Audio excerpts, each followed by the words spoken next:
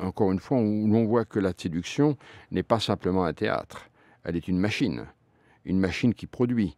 Elle produit chez les êtres humains du désir. D'ailleurs, chez les animaux, c'est la même chose.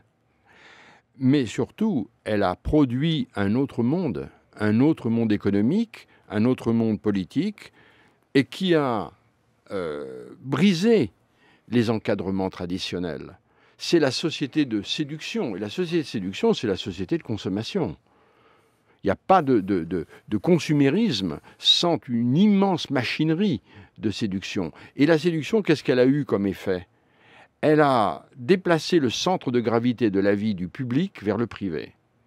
Désormais, depuis un demi-siècle, le centre de nos vies a basculé du côté de la recherche du bonheur, des sensations, des évasions, le tourisme, les loisirs, la consommation. Et tout cela a privatisé l'existence. Là où autrefois les traditions encadraient les existences, les gens obéissaient à des règles qu'ils aimaient ou qu'ils n'aimaient pas, mais de toute façon qui étaient imposées à eux.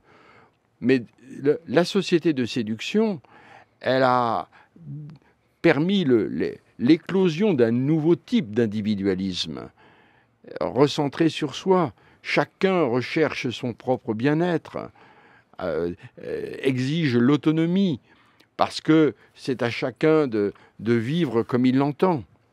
Et bien entendu, c'est pas seulement la société de séduction qui a produit ça. C'est une longue aventure depuis le XVIIIe siècle, les droits de l'homme, la reconnaissance de la liberté, de l'égalité des êtres. Mais la société de séduction, depuis 1950, en gros, elle est passée à une vitesse supérieure en ce qui concerne l'éclatement des encadrements collectifs.